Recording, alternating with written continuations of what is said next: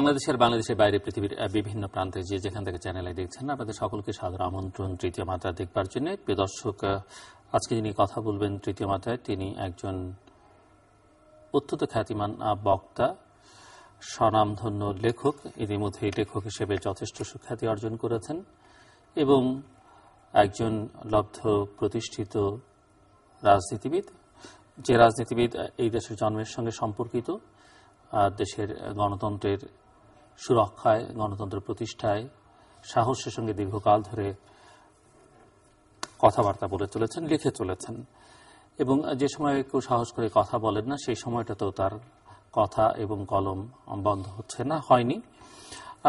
স্বাধীন বাংলা ছাত্র সংগ্রাম পরিষদের অন্যতম নেতা, সাবেক সংসদ সদস্য এবং প্রাক্তন ছাত্রলীগ ফাউন্ডেশনের চেয়ারম্যান নুরুল আলম সিদ্দিকী আজকে আমার অতিথি। স্বাগত আপনাকে স্টুডিওতে। যে বিষয় দিয়ে মিস্টার সিদ্দিকী শুরু করতে চাই সেটি হচ্ছে যে আপনি লক্ষ্য করেছেন এই স্বাধীন বাংলাদেশে সময় যত গড়াচ্ছে, অর্জন যেমন আছে তার পাশাপাশি নৈরাশ্যজনক ঘটনাও ঘটে চলেছে অনেক। এবং অতি সাম্প্রতিককালের একটি প্রসঙ্গ নিয়ে আলোচনা করতে চাই, এখানে নারী নির্যাতন। আমরা পহেলা বৈশাখে বিভিন্ন বিশ্ববিদ্যালয়ে চত্বরে নারীদের উপরে নির্যাতনের ঘটনা লক্ষ্য করেছি। আমরা ইদানিং একই সময় খবর পাচ্ছি যে বিভিন্ন স্কুলগুলোতে কিশোরী বা শিশু যে মেয়েরা আছে তাদেরকে নির্যাতন। আমরা দেখছি যে গারো তরুণীকে চলন্ত গাড়িতে নির্যাতন করা হয়েছে, ধর্ষণ করা হয়েছে। সবেরই এই যে চিত্র, এটি আপনার জন্য কতটা পীড়াদায়ক? এবং এখানে বিভিন্ন সময় আমরা পুলিশের ভূমিকা দেখে কোনো ক্ষেত্রে তারা পুলিশ মামলা গ্রহণ করতে চায় না, কোনো ক্ষেত্রে পুলিশ প্রথমে অস্বীকার করে এবং পরে কখনো কখনো সেটিকে আবার কেউ কেউ এর সঙ্গে রাষ্ট্রবিরোধী ষড়যন্ত্রের সঙ্গে এটিকে সম্পৃক্ত করবার চেষ্টা করেন, কিন্তু সমস্যার সমাধানের পথে কিন্তু খুব একটা এগুচ্ছে না। আপনার বক্তব্য?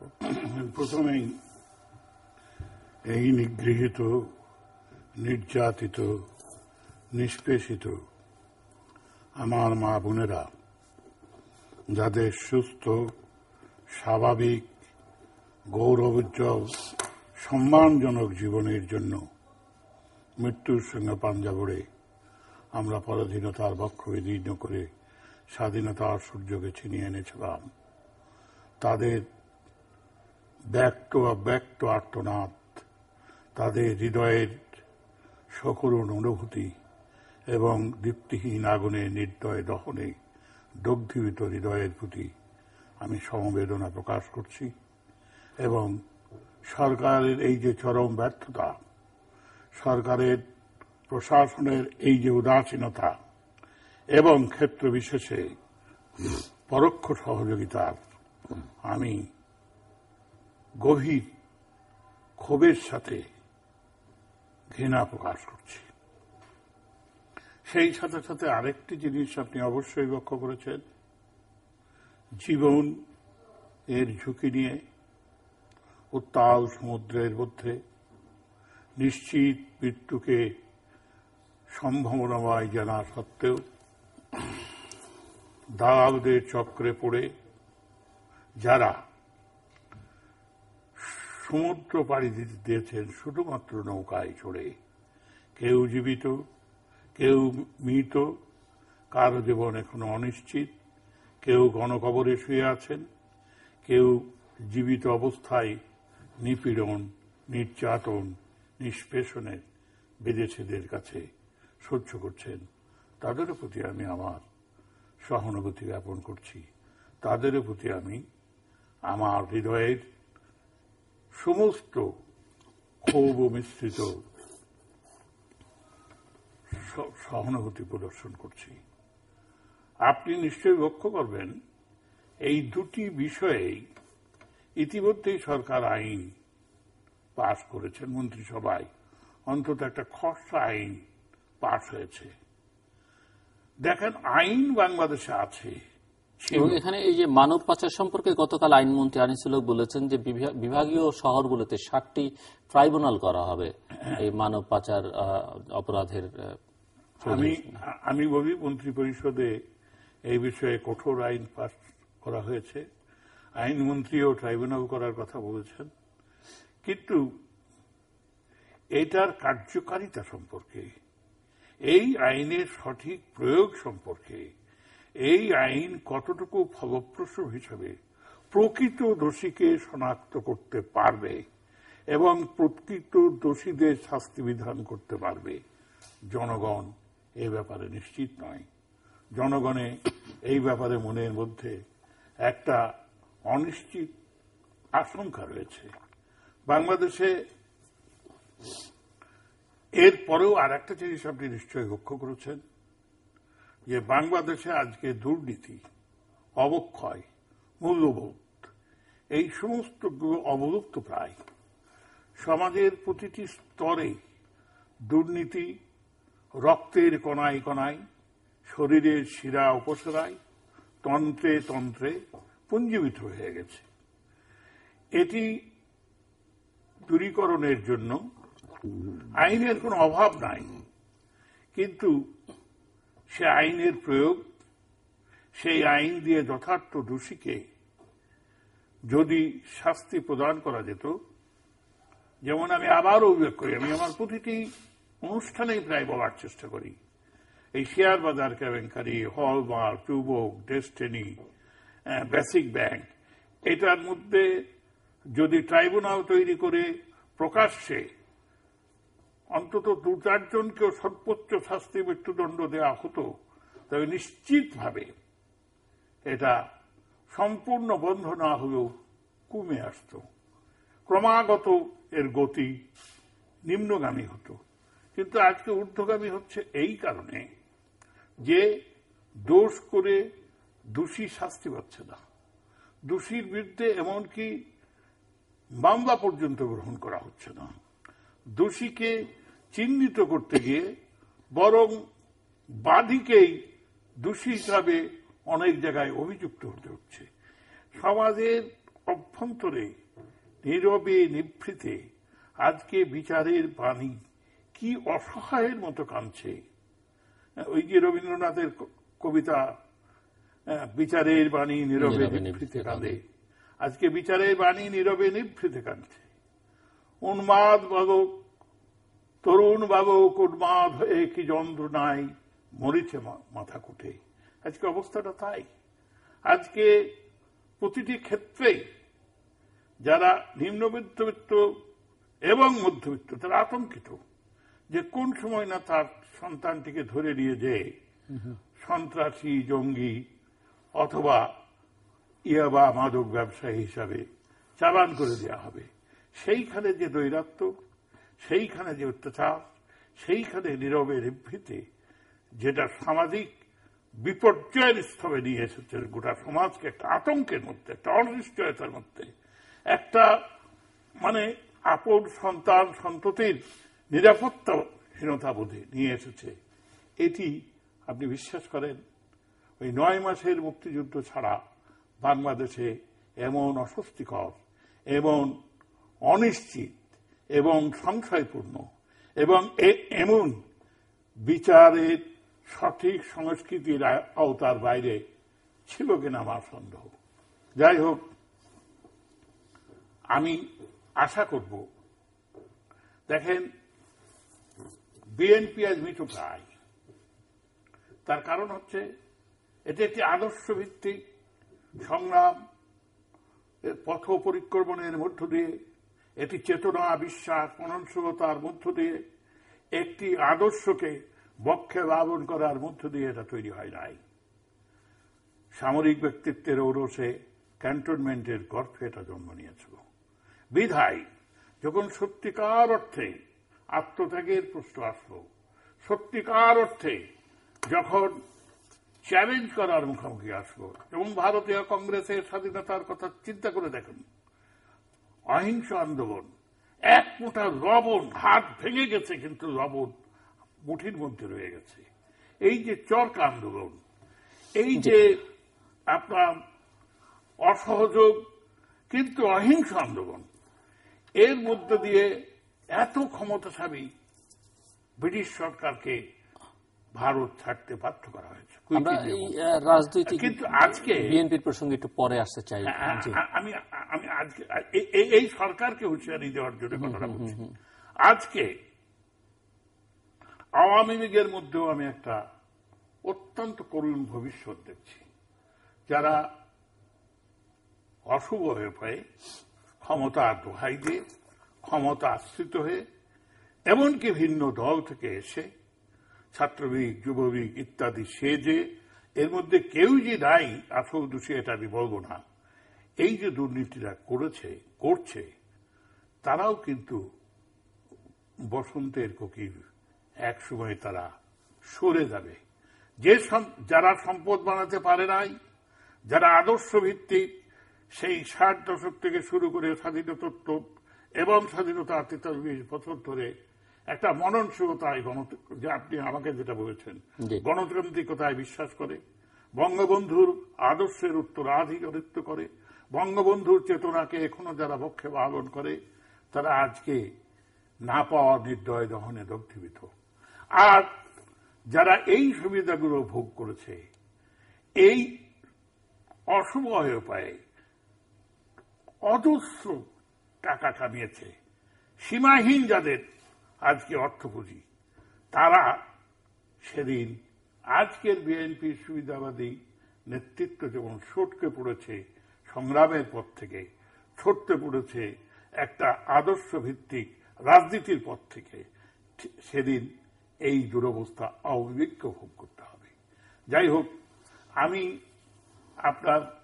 একটু অন্য প্রসঙ্গে যেতে চাই। আপনি জানেন যে ভারতীয় প্রধানমন্ত্রী আগামী 6 জুন দুদিনের সফরে ঢাকায় আসছেন, এবং আপনার এটি লেখাও আমি পড়লাম গত বুধবারে পত্রিকায় এই সফর উপলক্ষে। এবং ভারতের সঙ্গে সম্পর্ক নিয়ে নরেন্দ্র মোদী প্রথমবারের মতো 1 বছরের মাথায় বাংলাদেশ সফরে আসছেন। সম্প্রতি আমাদের স্থল সীমান্ত চুক্তিটি ভারতীয় সংসদে অনুমোদিত হয়েছে, সেটি নিয়ে এক ধরনের আশার সঞ্চার হয়েছে যে অন্যান্য সমস্যাগুলো হয়তো দ্রুত সমাধান হবে। সব মিলিয়ে এই সফরটি থেকে আপনি কি প্রত্যাশা করেন? এবং আপনি নিশ্চয়ই লক্ষ্য করেছেন যে প্রধানমন্ত্রী মোদী চীনে সফর করেছেন এর আগে, বা আশপাশের দেশগুলোতে তিনি অনেকগুলোতেই সফর করেছেন। সো এক ধরনের আঞ্চলিক সম্পর্ক স্থাপনের ক্ষেত্রে বেশ তৎপর তিনি মনে হচ্ছে, এবং তিনি হয়তো এটি ভারতের যে জাতিসংঘের নিরাপত্তা কাউন্সিলের সদস্য হবার যে আকাঙ্ক্ষা, সেখানটাতে এই অঞ্চলের নেতৃত্বের ভূমিকা বা এই অঞ্চলে একটা আস্থার পরিবেশ তৈরি করা ভারতের জন্য খুবই জরুরি। সেই জায়গাটাতে বোধহয় তৎপর। আমি জানি না কতটা সফল হবেন, বা আপনি কিভাবে দেখছেন? আমি আপনাকে এই প্রশ্নের উত্তর দেওয়ার অত্যন্ত সঙ্গত কারণে বলি যে 1885 সালে যে সংগঠনটি জন্ম, সেই কংগ্রেস, ওখানে একটা গণতান্ত্রিক প্রাতিষ্ঠানিকতা লাভ করেছে। কিন্তু ভারতের অভ্যন্তরে ভারতের অর্থনীতি আজকে একটা নিদারুণ দুরবস্থার মধ্যে এসে পড়েছে। সেখানে ভারতের স্থিতিশীলতার জন্য, ভারতের অর্থনৈতিক অবস্থানটাকে টিকিয়ে রাখার জন্য ভিত কিন্তু কেঁপে উঠেছে। তার নিজস্ব অস্তিত্বের কারণে, এবং ওই যে আপনি বলবেন জাতিসংঘের নিরাপত্তা পরিষদের সদস্য হওয়ার জন্য, এটাও একটা কারণ হতে পারে।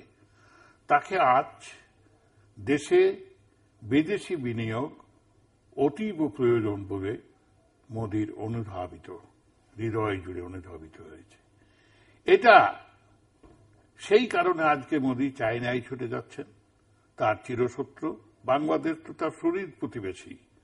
পাকিস্তানের সঙ্গেও তিনি মীমাংসায় আসতে চাচ্ছেন। একজন বলেছেন, ওদেরই একটা বিশাল ব্যক্তিত্ব বলেছেন যে ভারত বিগ ব্রাদার থেকে এল্ডার ব্রাদারের ভূমিকায় আসতে চাচ্ছে। তা এই বিগ ব্রাদার স্বরূপ মানসিকতার কারণে 1974 সালের খুব সম্ভবত 14ই মে ইন্দিরা মুজিব যে চুক্তিটি হয়েছিল, তখন কিন্তু তিস্তা ব্যারেজ ছিল না, সীমান্ত চিহ্ন এবং ফারাক্কা সুষম পানি বন্টন চুক্তি। ইন্দিরা গান্ধী কিছুদিনের মধ্যে মারা গেলেন। বঙ্গবন্ধু যদি ৭৫-এর ১৫ই আগস্ট ওই পৈশাচিক আক্রমণে নিহত না হতেন, আমি স্থির প্রত্যয়ে শতভাগ নিশ্চয়তা দিয়ে বলতে পারি এটি সমাধান হয়ে যেত। তিনি করে নিতেন। কারণ বঙ্গবন্ধু ভারত বিদ্বেষী ছিলেন না।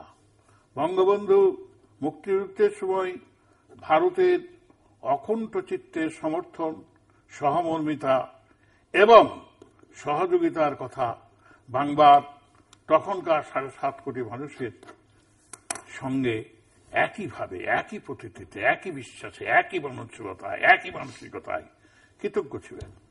কিন্তু আপনি জানেন, তিনি নির্ধারিত দিবসের পূর্বে ভারতের সৈন্য প্রত্যাহার করতে বাধ্য করেছিলেন।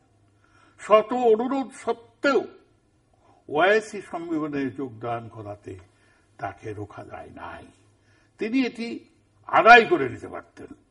এই যে ৪৪টা বছর স্বাধীন হওয়ার পরে আমাদের পররাষ্ট্রনীতির ব্যর্থতা, যতগুলো সরকার এসছে ১৫ই আগস্টের পর, শুধু তো আওয়ামী লীগ শাসন করে নাই, শুধু বিএনপি শাসন করে নাই, জাতীয় পার্টি করেছে, জিয়াউর রহমান সাহেব করেছেন। কোন সময়েই ভারতের কাছ থেকে আবার ন্যায্য দাবি আদায় করার জন্য যে প্রতীতি, যে সাহস, যে মনোবল, যে চিত্তের দুর্বলতার ঊর্ধ্বে গিরিশৃঙ্গলার মতো মাথা উঁচু করে দাঁড়িয়ে বলা যেটা আমার দাবি, এটা কারো অনুগ্রহ নয়, এটা কারো অনুকম্পা নয়, আমাকে দিতে হবে। কারণ আন্তর্জাতিক পানি যে নীতি রয়েছে, উৎস ধারার থেকে প্রবাহিত সকল দেশে তার প্রফেশনের অংশীদারিত্ব আছে, সেটা ভারত স্বীকার করে নাই। আপনি জানেন যে ওই পাকিস্তান থেকে ফারাক্কা চুক্তি নিয়ে দর কষাকষি চলছে। আমরা আমাদের বক্তৃতায় বলতাম তারা কাশ্মীর নিয়ে যুদ্ধ করে, অথচ ফারাক্কার পানির ব্যাপারে তারা ততখানি জোরের সাথে লড়াই করে না, এটা শুধু স্লোগান হিসেবে ব্যবহার করে। গঙ্গা কপোতাক্ষ প্রজেক্ট বলে ওখানে বিদ্যুৎ উৎপাদনের একটা পাকশি ব্রিজের নিচে একটা প্রজেক্ট তৈরি হয়েছিল। যশোর, কুষ্টিয়া, ঝিনাইদহ, ওয়াবদার নাম করে প্রায় ৪০০ ফিট চওড়া ক্যানেল করে শুষ্ক মৌসুমে পানি সিঞ্চনের ব্যবস্থা করা হয়েছিল। তো দেখেন, সেখানে এখন একটু উপকার হচ্ছে খাল কাটার জন্য, ওই ক্যানেল করার জন্য, যে বর্ষার পানিটা যতটুকু থাক ধরে রাখার একটা ব্যবস্থা হয়েছে। যাই হোক, তারা যায় নাই। অন্যায়ভাবে তাদের বিশালত্বের দাবিতে তারা আমাদের চাইতে কমপক্ষে জনসংখ্যায় 10 গুণ।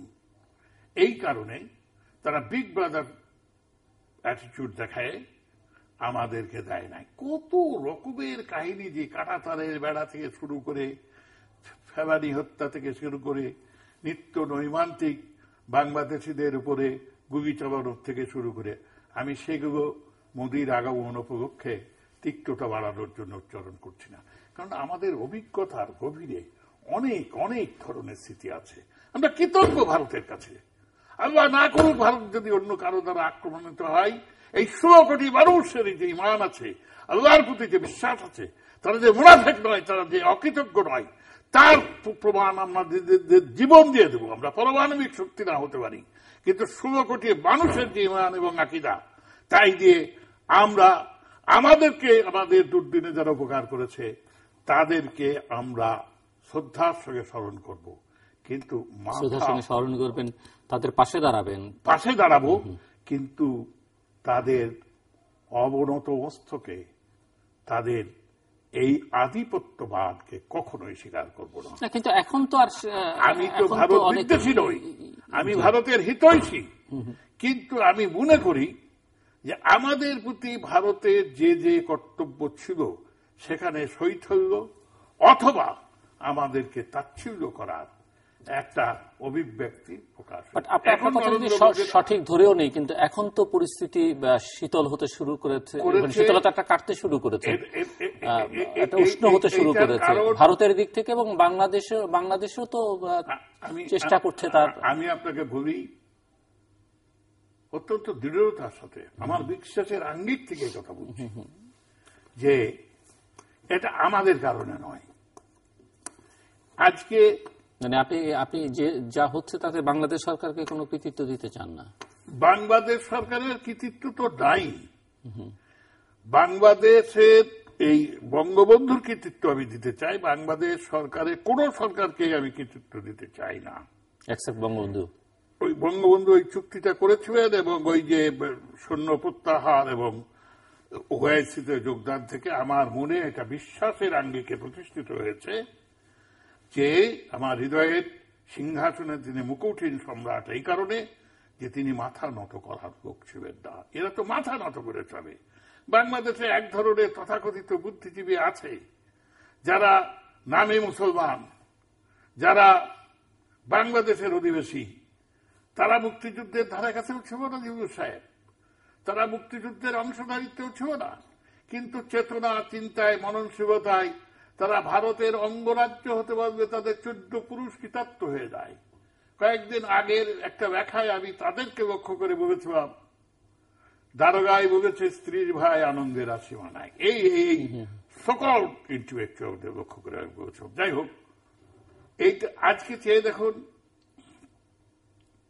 ভারত বিনিয়োগের জন্য, শান্তির জন্য, স্বস্তির জন্য, স্থিতিশীলতার জন্য কতগুলো প্রস্তাব করেছে। আপনার মনে আছে মনমোহন সিং যখন বাংলাদেশ সফরে আসেন, তখন তিনি দিল্লিতে একটি সম্মেলন করেছিলেন, সাংবাদিক সম্মেলনে। সেখানে সুস্পষ্ট ঘোষণা দিয়েছিলেন, সীমান্ত এলাকা তো বটেই, আমি তিস্তা বিরোধীদেরও একদম সুষ্ঠু সমাধান করে আসবো। কে বাধা দিয়েছিল সেদিন? সুষমা স্বরাজ, আজকের বিদেশমন্ত্রী, আর পশ্চিমবঙ্গের মমতা ব্যানার্জি। তিনি ব্যর্থতার পাহাড় মাথায় নিয়ে মাথা নিচু করে বাংলাদেশ থেকে প্রত্যাবর্তন করেছেন। আর আজকে মমতা ব্যানার্জি এসেছিলেন, তিনিও কথা দিয়েছেন, শুনছি মোদির সঙ্গে তিনিও আসবেন, ভালো কথা। কিন্তু তাদেরকে যেভাবে পারেন আপনারা সম্মানিত করুন, সম্বর্ধিত করুন, আমার আপত্তি নাই। কিন্তু পররাষ্ট্র মন্ত্রণালয় থেকে শুরু করে, পানি সম্পদ মন্ত্রণালয় থেকে শুরু করে, জনশক্তি মন্ত্রণালয় থেকে শুরু করে, আপনারা এখন থেকে শুধু স্তুতি এবং বন্দনার জন্য নয়, প্রস্তুত হতে থাকেন আমাদের হিস্সা কিভাবে উপস্থাপন করবেন আলোচনা টেবিলে, কিভাবে আমাদের প্রাপ্যটুকু, যোগ্য প্রাপ্যটুকু আমরা আদায় করে নিতে পারব, কিভাবে আমরা ভারতের কাছ থেকে কতটুকু পেলাম আর কতটুকু দিলাম, এর হিসাব নিকাশে যদি ভুল হয়, এ ভুল সংশোধন করতে সত্যি খুব দুরূহ ব্যাপার হয়ে দাঁড়াবে। আমি তাই এই প্রসঙ্গে একটা কথা আমি আপনাকে উল্লেখ করতে চাই। আপনি জানেন, আন্তর্জাতিক আদালতে বারবার সঙ্গে মিয়ানমার, এখনকার মিয়ানমারের সঙ্গে আমাদের যে সমুদ্র সীমানা চুক্তি, সেটা তারা মেনে নিয়েছে। আজকে সেটা নিষ্কণ্ঠক বাংলাদেশের অংশ। ঠিক তেমনি ভাবে স্ব উদ্যোগে এই ভারতের সঙ্গে আমাদের সীমানা যেটুকু নির্ধারিত হয়েছে আমরা সেটা মেনে নিয়েছি, কিন্তু ভারত সেটাও তো আরবিট্রেশনের মধ্য দিয়ে নির্ধারিত হয়েছে, কিন্তু এখনো তারা সে ব্যাপারে তাদের কোনো স্পষ্ট অভিমত ব্যক্ত করে নাই।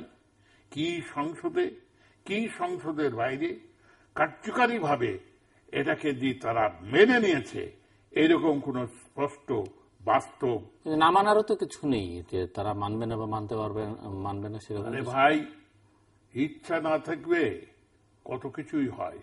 সেই গল্প তো আপনার মনে আছে, পাহাড়ের উপরে দাঁড়ায় একটা সিংহ পানি খাচ্ছে, আর নিচে একটা হরিণ, এই বেটা তুই আমার পানি ঘোলা করছিস।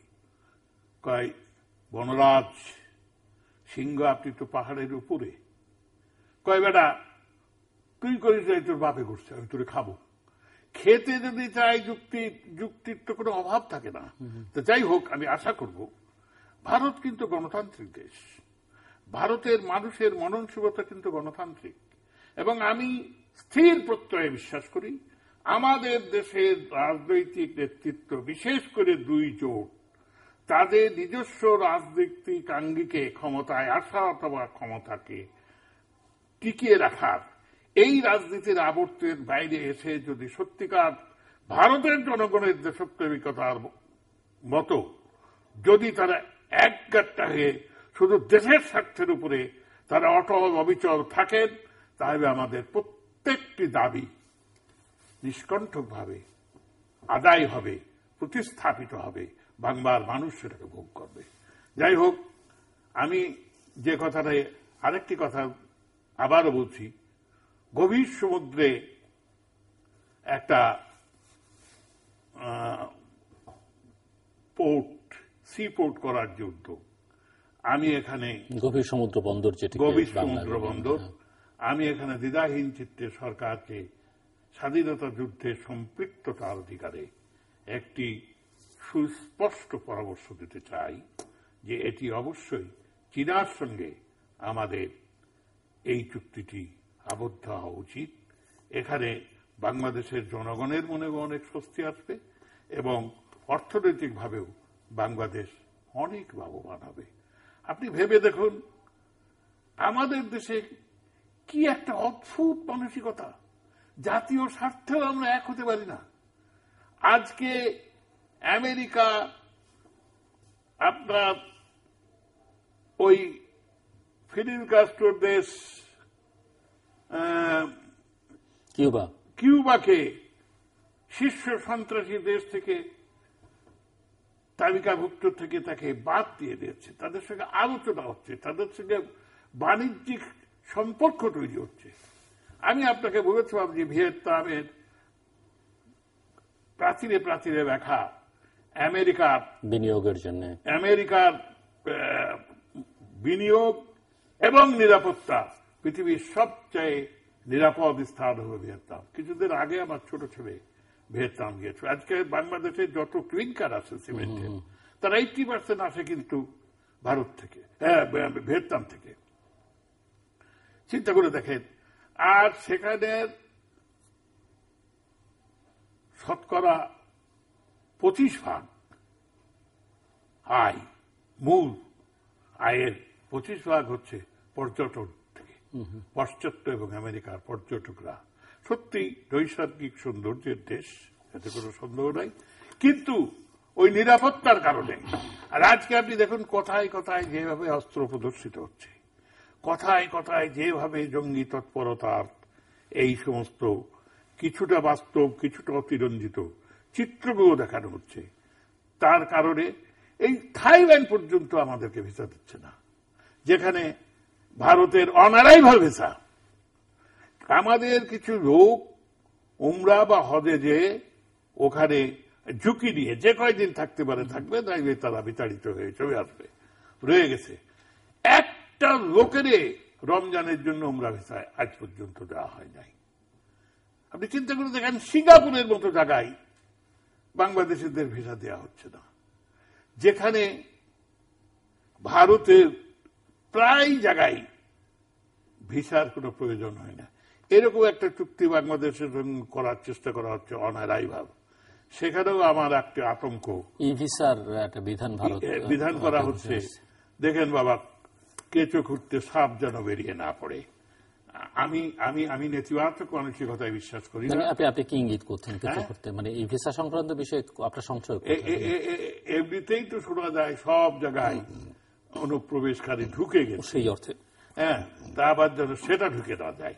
যে আপনি দেশের রাজনীতি নিয়ে কথা বলছিলেন এবং সেখানে বিএনপির প্রশ্ন, আওয়ামী লীগের প্রশ্ন আনছিলেন, কিন্তু যে সামর্থ্য শক্তির প্রশ্ন আলোচনা করলেন, সেটি বেশ ভালোভাবে ফুটে উঠল সাম্প্রতিক নির্বাচনগুলোতে। এবং এই যে নির্বাচন, জাতীয় নির্বাচন, স্থানীয় সরকারের নির্বাচন, এইসব নির্বাচনের পথ ধরে আগামী দিনের যে নির্বাচনগুলো বা ক্ষমতা হস্তান্তরের প্রক্রিয়া, এটি নিয়ে যে বিরোধ, সেই বিরোধের সুরাহা হলো কিনা? আমি তো আপনি জানেন সেই প্রথম দিন থেকে আজ পর্যন্ত 5ই জানুয়ারি নির্বাচনকে জনগণের দ্বারা নির্বাচিত প্রতিনিধিত্বশীল গণতান্ত্রিক নির্বাচন আমি মনে করি না।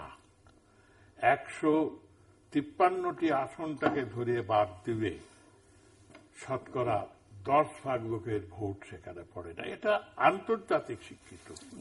যারা পাশ্চাত্য শক্তিবর্গ এ ব্যাপারে যারা কথা বলতেন, এ ব্যাপারে যারা মন্তব্য করেছিলেন, এ ব্যাপারে যারা পর্যবেক্ষক পাঠাবেন না, সব দলের সমন্বয়ে নির্বাচন না হবে, তারা বিএনপির ওই যে 2013-র 29শে জানুয়ারি মার্চ ফর ডেমোক্রেসির ব্যর্থতা দেখে বুঝেছে যে এটা একটা শিকড়বিহীন দল, একে আশ্রয় প্রশ্রয় বা সদত্ব বা আবৃত্ত দিবে কোনোভাবেই গণতান্ত্রিকভাবে।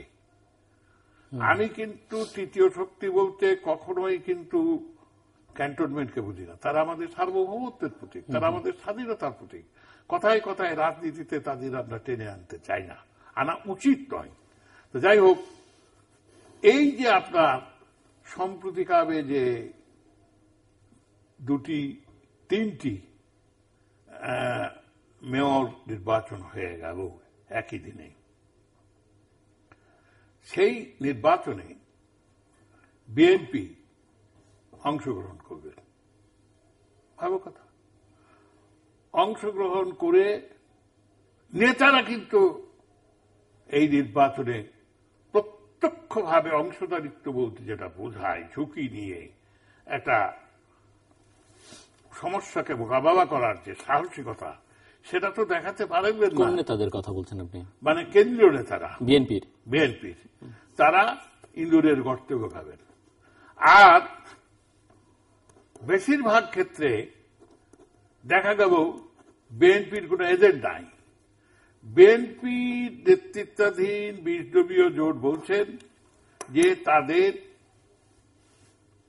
ওই এজেন্টদেরকে ঢুকতে দেওয়া হয় নাই বা ঢুকবে বের করে দেওয়া হয়েছে। তার জন্য তো একটা ধস্তাধস্তি, একটা চিৎকার, একটা প্রতিবাদ, একটা প্রতিরোধ তো গড়ে তুলতে হবে। তাই না মানুষ বুঝবে। এই 2-1টা ব্যক্তিগত ক্যামেরায় 2-1টা দৃশ্য ছাড়া ওনারা 11টার সময় প্রত্যাহার করে উঠবেন। কারণ এবেনই বা কেন, প্রত্যাহারই বা করবেন কেন? তো এখন কেন করেছেন সেটা তো ওনারা বলেছেন। এটা যুক্তিসঙ্গত নয়। এই কারণে নয় যে এটা তাদের প্রতিরোধ করার শক্তি ছিল না। তারা প্রতিরোধ এবং প্রতিহত করার কোন দৃশ্য প্রতিভাত করতে পারেন নাই। এই দুর্বলতাটাকে তাদের স্বীকার করে নিতে হবে। একতরফা কথা বলতে তো হবে না। এই নির্বাচনটি করেছে প্রশাসন, এই নির্বাচনটি করেছে পুলিশ, এই নির্বাচনটি করেছে র্যাব। মানে আপনি কি বলতে চাইছেন যে বিএনপি যদি তার শক্তি প্রদর্শন করতে পারত তাহলে এগুলো করা হতো? হয়তো তাদেরকে নির্যাতনের মুখোমুখি হতে হতো, হয়তো তাদেরকে অনেক ধরনের লাঞ্ছিত হতে হতো, হয়তো অনেকের প্রাণ দিতে হতো। আরে জিম্বুর আমরা তো বুক চিতিয়ে দাঁড়িয়েছি কামানের সামনে। অনেকে বলেন যে সিদ্দিকী ভাই যখন জেল খেটেছেন তখন তো রাজবন্দির মতো জেল খেটেছেন। আরে আমরা যখন জেল খেটেছি তখন তো আমাদেরকে কালোবাজারি বলার পরে একটা বিবৃতি পর্যন্ত আসে নাই। সেই যন্ত্রণাকে সহ্য করে আমি রাজনীতি করেছি, এই দৃশ্য তাদের হয়েছে। সব সময় তো তারা ইন্টারভিউ পাচ্ছে, দেখা হচ্ছে। আমি আমার মায়ের মৃত্যু সংবাদ করে একদিনের জন্য প্যারোল পাই নাই, তা আমরা সহ্য করি নাই। আমরা দেশ যদি স্বাধীন না হতো তো আমাদের অবস্থা কি দুরবস্থা হতো। আমরা তো নিশ্চিত মৃত্যুর পক্ষে আগুনের ঝাঁপ নিয়ে। আপনি জানেন যে ওই যখন আমরা গেদে হয়ে ভারতবর্ষে পৌঁছালাম তখন আমি বাংলাদেশের সীমান্তের কাছে দাঁড়িয়ে এক মাটি নিয়ে বিশ্বাস করেন কপালে ঠেকে বলবো, আল্লাহ তাআলা আমার মাতৃভূমি ছেড়ে আমি চলে যাচ্ছি,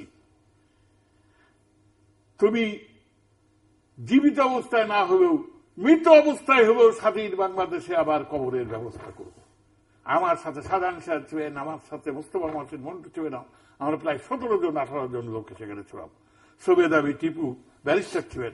আমরা তো এদের স্বাধীন হবে আমরা এসে কেউ মন্ত্রী হব, কেউ এমপি হব, কেউ বড় কবিতা নামে আখ্যায়িত হব, কেউ জনসমর্থিত হবে, আমাদের দাবি রাস্তায় শত শত গেট হবে, এই চিন্তা করে তো আমরা মুক্তিযুদ্ধ শুরু করি নাই। আচ্ছা, যাই হোক, আমি প্রায় আপনার এখান থেকে বলেছি যে খালেদা জিয়া যেটা করছেন এটা গ্রহণযোগ্য নয়।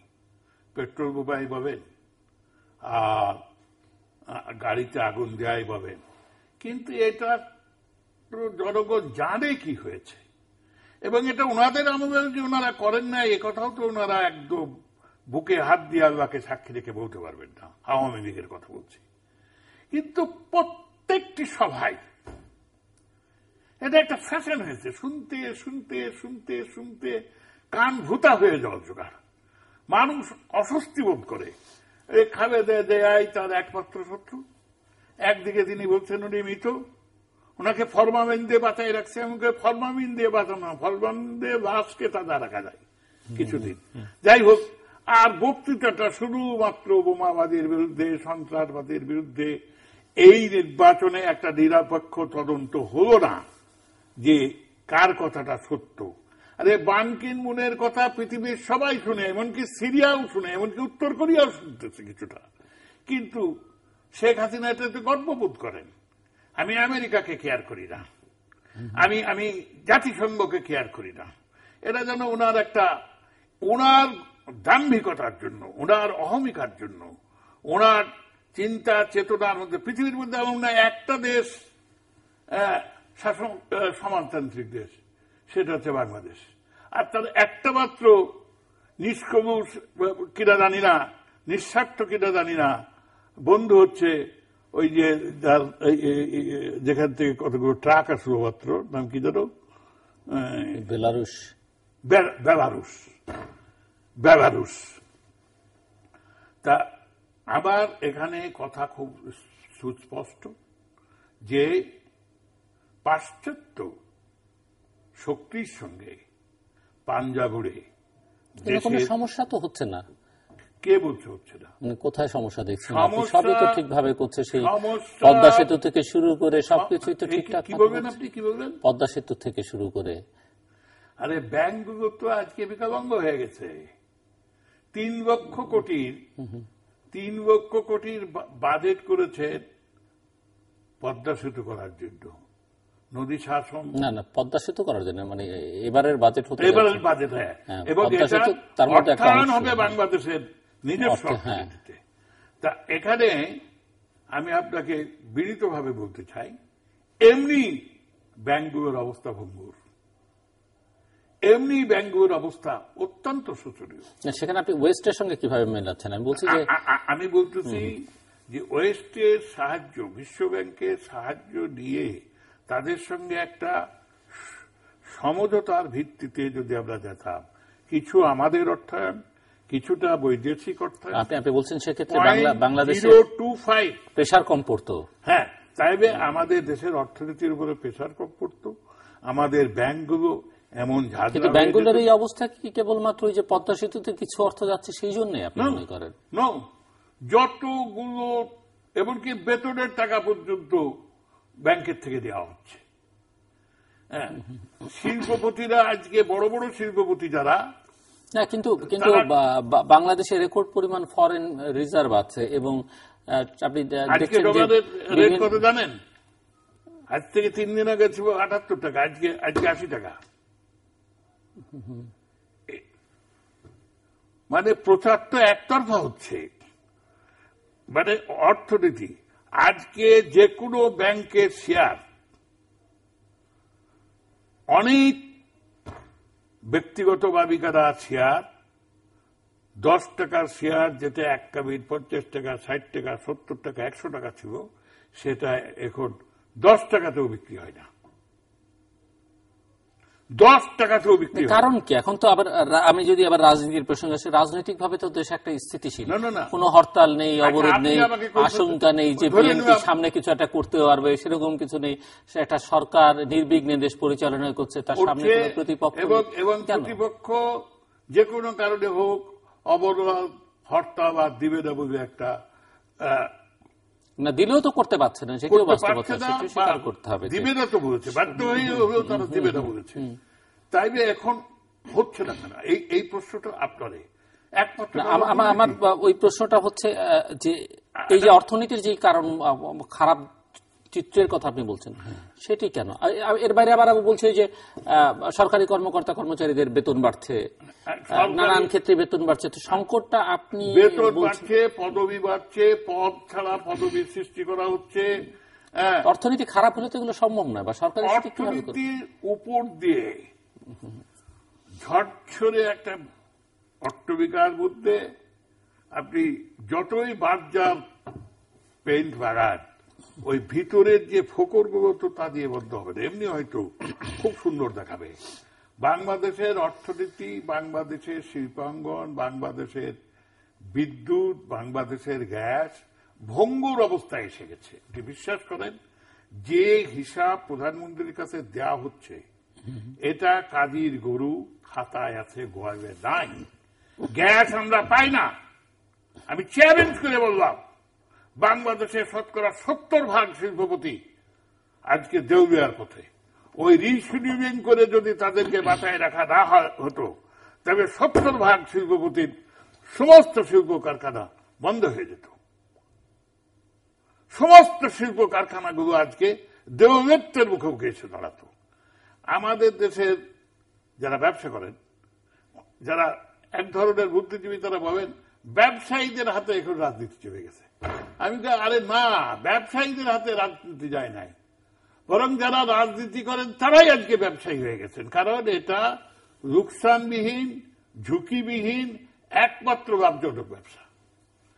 এর মধ্যে 2, 4, 5, 10 জন যে নাই সৎ, একথা আমি বলবো না, অবশ্যই রয়েছেন, কিন্তু তাদেরকে দূরবীন বাগায় খোঁজা দেখা যাবে কিনা, অনুবীক্ষণ যন্ত্র দিয়েও খুঁজে দেখা যাবে কিনা আমার সন্দেহ।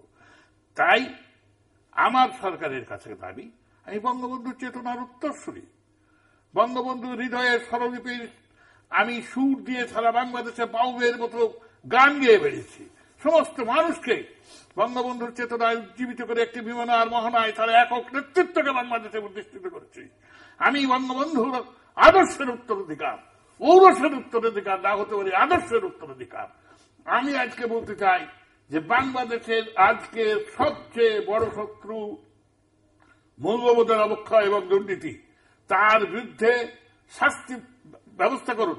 আপনার মনে আছে 1/11 পরে হামাস গাড়ি রাস্তায় ফেলে দিয়ে গেছে, ট্যাঙ্ক ভর্তি টাকা তারা রাস্তায়, কোটি কোটি টাকা রাস্তায় ফেলে দিয়ে গেছে, এবং সেটাকে কুড়াইও দেয় নাই কেউ। আজকে যদি একটা দৃষ্টান্তমূলক শাস্তি দেওয়া হয়, কি ব্যভিচারের জন্য, কি যৌন নির্যাতনের জন্য, কি মানব প্রচারের জন্য, কি লক্ষ লক্ষ মানুষকে এই শেয়ার বাজার থেকে, আপনি কল্পনা করতে পারেন শিরাটনের মতো একটা ছোট্ট ব্রাঞ্চ থেকে 4.5 কোটি টাকা, 4.5 কোটি টাকাও যদি 15 দিনে দেয়, তাই বলে হেড অফিস এটাকে জানা উচিত বা জানেন? কতখানি শক্তিশালী হাত। কই তাদের বিরুদ্ধে তো মামলা হচ্ছে না, কই তাদের বিরুদ্ধে তো কোনো শাস্তি দেওয়া হচ্ছে না, অথচ জরুরি ট্রাইব্যুনাল করে তাদের বিরুদ্ধে শাস্তির ব্যবস্থা আমি প্রত্যেকটি অনুষ্ঠান থেকে আপনার এখান থেকে দাবি করেছি, আমার প্রত্যেকটি লেখায় আমি দাবি করেছি। তা এটা একটা দৃষ্টান্তমূলক শাস্তি দিয়ে দেখুন এটা রেজাল্ট কি দাঁড়ায়। আর একটা কথা আমি তো আগেও বলেছি যে মোদি আসছেন নিজের স্বার্থে, তাকে যেভাবে ইচ্ছা আপনারা গ্রহণ করুন, সম্বর্ধনা দেন, যেভাবে তাকে বরণ করা, ওখানে আমি কোনো বাদ সাধব না। কিন্তু হিসাবটা করতে হবে, কি পেলাম আর কি দিলাম। যাই হোক, আর সেটা তো সৌহার্দ্যপূর্ণ সম্পর্কের মধ্য দিয়ে করতে হবে, সেটি তো বাংলাদেশ তার ওই জায়গায় নেই। শোনেন, ওই কথা, বাংলাদেশ তো কোন অবস্থাতেই ভারত বিদ্বেষী নয়, এবং স্বাধীনতা যুদ্ধে তাদের যে অবদান সেটাকে অস্বীকার করা একটা অকৃতজ্ঞতা এবং নিমখালামি ছাড়া আর কিছুই হবে না। কিন্তু একথাও তো সত্য, অনেকে মনে করতে পারে নুরুল সিদ্দিকী বোধহয় মুক্তিযুদ্ধে অংশ নেওয়ার পরে ধীরে ধীরে ভারত বিদ্বেষী হয়ে যাচ্ছি। কখনো সেটা আমি নই। কিন্তু $30 বিলিয়ন সামরিক বাজেট কমে গেছে শুধু বাংলাদেশ হওয়ার কারণে, ঝাড়খণ্ড থেকে শুরু করে 7 সিস্টার এবং আওয়ামী লীগ সরকারে থাকার কারণে আরো $10 বিলিয়ন তারা দেশ রক্ষা সাশ্রয় করতে পেরেছে। আমরা চাচ্ছি না যে ওখান থেকে আমাদের কিছু দাও, কিন্তু আমাদের প্রতি ওইটুকু মমত্ববোধ, আমাদের প্রতি ওইটুকু সংবেদনশীল মানসিকতা, আমাদের প্রতি ওইটুকু সম্মান, আমার ভারত এর পরেই বাংলাদেশ সার্কের দ্বিতীয় বৃহত্তম রাষ্ট্র জনসংখ্যার ভিত্তিতে। এবং অন্যরা কিছুটা হলেও পাকিস্তান পারলে যুদ্ধ করে জিহাদ করে রক্ত ভেঙ্গে এই স্থান, রক্ত ভেঙ্গে কাশ্মীর স্থান, এটা হচ্ছে তাদের স্লোগান। আমরা তো ওই সমস্ত হাম্বিতম্বি করি না, আমরা তো ভারতের সঙ্গে সুসম্পর্ক চাই। কিন্তু তার প্রতিদানে যে বিগ ব্রাদারশিপ আমাদের প্রতি দেখানো হয়েছে এই 40 বছর, আরে ভাই, যার বাপে কুমিরে খাইছে সে শুকনো কাঠ দেখে ডরায়। আমরা তো 44 বছর ধরে আমাদের নেত্র হিস্সা, পানির হিস্সা, সীমান্ত সমস্যা এগুলো নিয়ে ভুগেছি। আজকে আসছে, আমরা কামনা করব এটার একটা সমাধান হোক এবং উভয়ের সার্বভৌমত্ব, উভয়ের স্বাধীনতা, উভয়ের স্বকীয়তা, উভয়ের চিন্তা চেতনা মননশীলতার সংমিশ্রণে এটা হোক। হ্যাঁ, বিগ ব্রাদার থেকে এল্ডার ব্রাদার হয়ে নয়। আমরা প্রতিবেশী, আমরা একজনা আর একজনা শরীর, কিন্তু আমরা দুটি স্বাধীন সার্বভৌম রাষ্ট্র। আমরা ভুটান, সিকিম, নেপাল নই। এইটার থেকে এক বিন্দু আপোস করতে আমি স্বাধীনতা যুদ্ধে সম্পৃক্ত সত্তা হিসাবে নারাজ। আমি মাথা উঁচু করে মেরুদণ্ড খাড়া করে। আমরা একটু শেষের দিকে বাংলাদেশের আমি আপনাকে এখানে আরেকটি কথা না বললেই নয়, সেটা হচ্ছে আপনি দেখেছেন এখানে বর্ষাবরণ উৎসবটি, আমিও দেখেছি। বর্ষবরণ উৎসবে টিএসসিতে যে অনৈতিক, যে মূল্যবোধহীন ঘটনা ঘটেছে সেটার আজ পর্যন্ত কোনো সুরাহা হয় না। এটাও যেমন বেদনাদায়ক, কিন্তু দেখে মনে হয়েছে যে এটা যেন একমাত্র আপনারা কিছু রবীন্দ্রসঙ্গীত, কিছু নজরুল সঙ্গীত, কিছু এই তৃতীয় মাত্রার অনুষ্ঠান আমি দেখেছি। কিন্তু যে শোভাযাত্রীটা হয়েছে সেটা বর্ষবরণ শোভাযাত্রা, মঙ্গল শোভাযাত্রা। দেখে মনে হয়েছে এটা চৈত্র সংক্রান্তির পূজা হচ্ছে। আমি ব্যথিত। আমি আমি আমি আমি এতখানি ধর্মনিরপেক্ষ। 1964 সালে পাকিস্তান যখন দাঙ্গা করে, তখন দাঙ্গা তরবারি দিয়ে ওই তাঁতিবাজার, শাকারি বাজার, তখন ছিল রাজিউদ্দিন রাজু, কাজী ফিরোজ, রেজা শাহজাহান, এম এ রেজা, এদিকে ছিল সুলতান, আজকাল সরদ্দি কবের, তখনকার কায়দাদম কবের। আমরা হরদা গ্লাস ফ্যাক্টরি থেকে, অজিত গুহর বাসা থেকে শুরু করে, জিসি দেবের বাসা থেকে শুরু করে এই সমস্ত স্থানে আমরা পাহারা দিয়েছি। মামুনুর রশিদ নামে আমাদের একজন এসপিকে তারা চাকু মেরে হত্যা করেছে। ইত্তেফাক হেডিং দিয়েছে, পূর্ব পাকিস্তান রুখিয়ে দাঁড়াও এই সাম্প্রদায়িক দাঙ্গা সৃষ্টির মধ্যে। আমরা এতখানি অসাম্প্রদায়িক, কিন্তু এই অসাম্প্রদায়িকতার নামে, বর্ষবরণের নামে, মঙ্গল শোভাযাত্রার নামে এক ধরনের লোক ইসলামের নাম, ইসলামের তো নামটা বদলাই ফেলেন, ভট্টাচার্য, ব্যানার্জি, যা কিছু ইচ্ছা রাখেন। তো যাই হোক, আমি কোনো সাম্প্রদায়িকতায় বিশ্বাস করি নাই। আমি সাম্প্রদায়িকতা, অসাম্প্রদায়িকতার অর্থ বুঝি এই বাংলাদেশে সবাই স্বাধীনভাবে তার সম্পত্তি, তার রাজনৈতিক, তার ধর্মীয় সমস্ত অধিকারকে ভোগ করবে। কিন্তু অসাম্প্রদায়িকতার অর্থ নাস্তিকতায় আমি বিশ্বাস করি না, ধর্মহীনতায় আমি বিশ্বাস করি না, আকবরের দিন এবাহিতে আমি বিশ্বাস করি না। সব ধর্মের থেকে কিছু কিছু কিছু কিছু কিছু নিয়ে, যেটা বিজেপি বিশ্বাস করে। এই যে যুদ্ধাপরাধীদের রাজনীতি থেকে নিষিদ্ধ করেন, কোন আপত্তি নাই, কিন্তু ধর্মভিত্তিক রাজনীতি নিষিদ্ধ করার যে চেষ্টা হচ্ছে, যে ধরনের একটা উস্কানি দেওয়া হচ্ছে, এটা একদম প্রাগৈতিহাসিক কাল থেকে শুরু করে আজ পর্যন্ত পৃথিবীর কোন সভ্য দেশে হয় নাই, আমেরিকায় হয় নাই, পাশ্চাত্য শক্তিতে হয় নাই, এমনকি ভারতের এই বিজেপি তো তারাও তো ধর্মভিত্তিক রাজনীতি, হিন্দু মহাসভা, শিবসেনা, এমনকি মুসলিম লীগও সেখানে আছে, জামাতে ইসলামও সেখানে আছে। যাই হোক, আমার কথা হলো যে আমরা কল্যাণের পথে হাঁটব, আমরা স্বাধীনতার পথে হাঁটব, আমরা অবক্ষয়ের থেকে অবমুক্তির পথে হাঁটব, আমরা দুর্নীতির এই করাল গ্রাস থেকে বাঁচার জন্য হাঁটব। যে দুর্নীতির যে রিপোর্টটি 2001-এর পর আস্তে আস্তে হাওয়া ভবন থেকে হাঁটা শুরু করেছিল, সেটা জুরাসিক পার্কের দৈত্য হয়ে দাঁড়াইছে। এর থেকে জাতিকে মুক্ত করার জন্য শেখ হাসিনা এবং তার অনুরাগীরা বলছেন, তার অনুসারীরা বলছেন 2019 সালের আগে আর কোন নির্বাচন হবে না, বা 2041 সাল পর্যন্ত আওয়ামী লীগ ক্ষমতায় থাকবে। তো দরকারটা কি?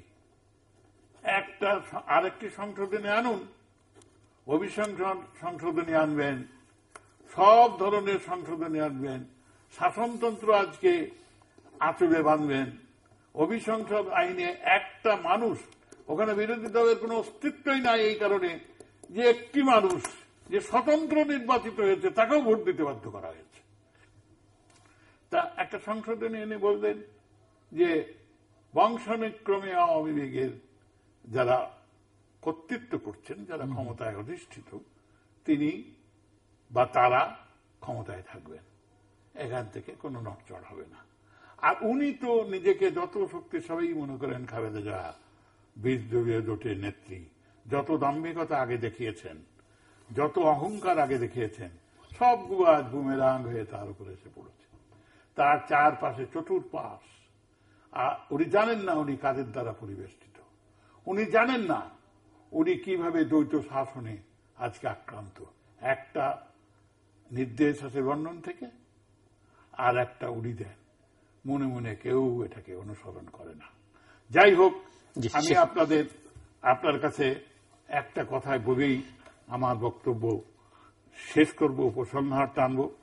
সেটা হচ্ছে, দুটি রাজনৈতিক দলকেই বাস্তবতার মুখোমুখি আসতে হবে, জনগণের স্বার্থকে দলীয় ব্যক্তি স্বার্থের ঊর্ধ্বে ভাবতে হবে, উভয় দলকেই মনে করতে হবে যে দেশ শাসনের প্রশ্নে জনগণের রায় শেষ কথা, উভয় দলকেই সহনশীল হতে হবে, প্রতিহিংসা পরায়ণতা ছাড়তে হবে, রাজনীতিটা একটা আদর্শ, একটা চেতনা, একটা মননশীলতা, সংস্কৃতির মধ্যে আনতে হবে। একটা লোক যদি আপনি বলতে পারেন আওয়ামী লীগ এবং বিএনপির মধ্যে নীতিগত তফাৎ কোন জায়গায়, সে যদি ব্যাখ্যা দিতে পারে, আরে ভাই আদর্শগত তফাৎ তা থাকবে। এই ভারতের কথাই যদি আপনি চিন্তা করেন, কংগ্রেস গণতন্ত্রে বিশ্বাস করে, কংগ্রেস ভারতবর্ষের ভারতীয় জাতীয়তাবাদে বিশ্বাস করে, বিজেপি হিন্দুস্থানে বিশ্বাস করে। হ্যাঁ, যারা লেফট উইং আছে তারা লেফট উইং। শেষ করতে হবে আমাকে। হ্যাঁ, যাই হোক, আমাদের দেশের রাজনীতিটাকে একটা মননশীলতার পরিবর্তনের আঙ্গিকে গণতান্ত্রিক ধারায় আবর্তিত করতে না পারবে এই দেশে কোনো স্বস্তি নাই, এই দেশে কোনো শান্তি নাই, এই দেশে কোনো সম্ভাবনা নাই। এদেশ আপাত যেভাবে দেখতেছেন, রিজার্ভ এত, অর্থনীতি একদম কোনোভাবে সেখানে কোনো ঘুণ ধরে নাই, সবই মিথ্যা প্রমাণিত হবে, ধস নেমে আসবে। শোর পাইল না করলে বিল্ডিং রাস্তায় ফাটল ধরবে, যেমন ঘটনা দু একদিন আগে ঘটেছে সারা শহরে আতঙ্ক ছড়িয়ে পড়ে, ঠিক তেমনি ভাবে যদি শোর পাইপ, যদি পাইপিং ঠিক না হয়, তাহলে রাজনৈতিক পটভূমিকা, রাজনৈতিক অট্টবিকা, রাজনৈতিক স্থিতিশীলতা কখনোই চিরস্থায়ী হতে পারে না।